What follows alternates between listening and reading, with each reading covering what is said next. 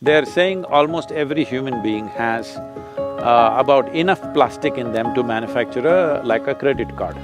The many problems that children are facing today, young children having thyroid problems, is largely connected with this. Plus autism, various things are associated with this. How many problems you're getting out of this, you do not.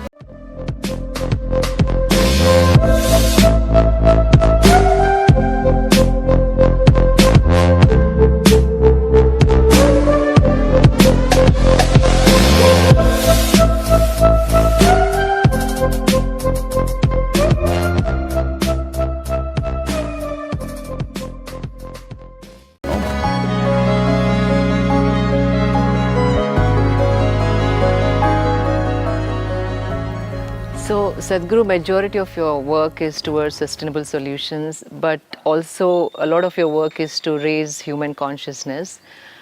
What role can an individual or small businesses, communities, societies can play?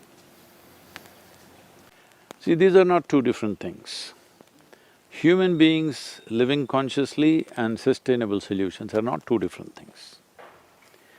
The only reason why we are doing things in ways that it is not sustainable is because we are not conscious.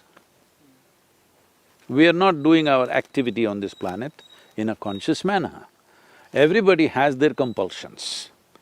Individual people have compulsions, societies have compulsions, nations have compulsions. The global reality has its compulsions. To fulfill these compulsions, we are doing things which are taking away the basis of our existence. This is like a classic story from the Panchatantra, where a man is sitting at the wrong end of the branch and cutting it.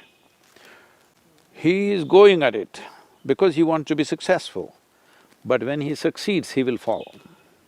That's where we are. We are doing this kind of silly activity. When we succeed, we will fall. Right. Every one of us should structure our lives in such a way, what are we using today? Where will this go? This much consciousness. Whatever I'm using today, where will this go tomorrow? Where will it end up? What is its ultimate goal? Now, one important thing is, in India, as a nation, we have been a textile nation for hundreds of years or thousands of years.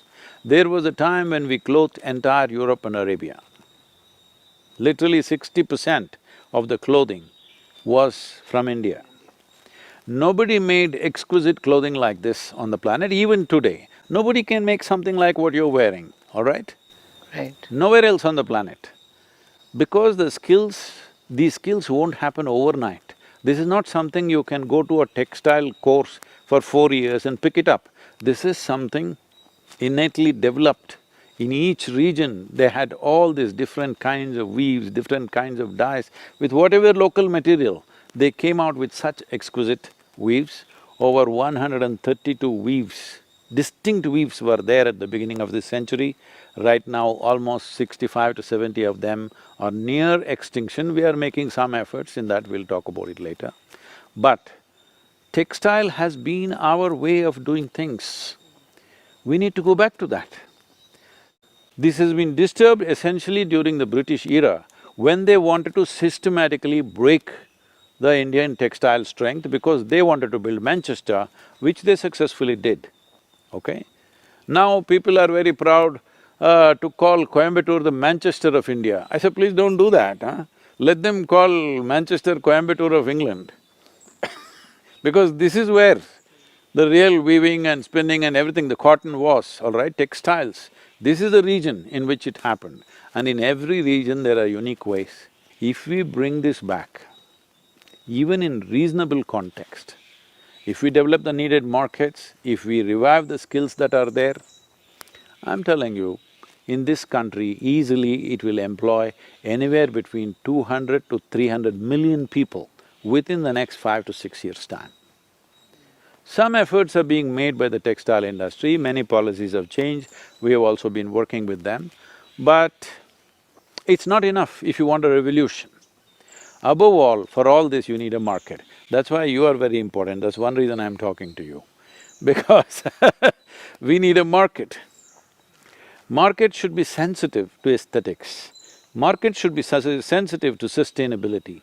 Right now, they want to go to some shop and buy 10 nylon clothes. If they go shopping, nobody's buying one, because they buy 2 dozen like this. 1, 2, 3 they'll wear, after that it's got bored, and again by the time they can wear these 2 dozen, already they've shopped once again, all right? 85% of the clothing on the planet within 1 year goes to the landfills. 100 billion pieces of clothing is sold on the planet every year, 100 billion, all right? And 85 billion pieces of clothing go into the landfills every year, and most of it is polyester. One of the most dangerous form of pollution is polyfiber is floating everywhere. It's in the air, it's in the soil, it's in the water. Some researchers have found placenta, the polyfiber is in the placenta, that in your mother's womb, you catch it.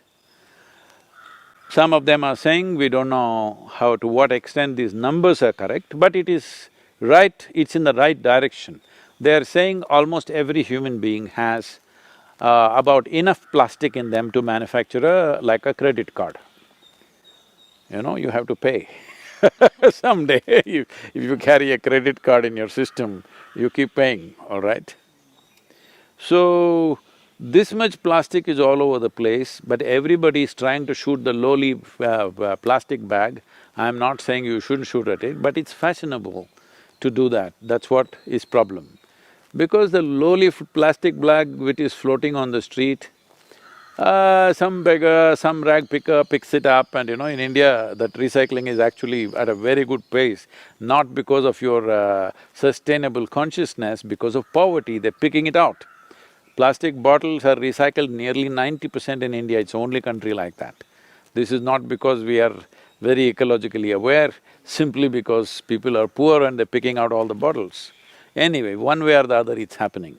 But the polyfiber, the amount of damage it's causing, the way it enters the body, especially children are wearing polyfiber because polyfiber is very, flammable. Because of that, they are coating it with, fire-resistant chemicals. These chemicals have been found to be carcinogenic. The many problems that children are facing today, young children having thyroid problems, is largely connected with this non-flammable chemicals that they are using on the clothes.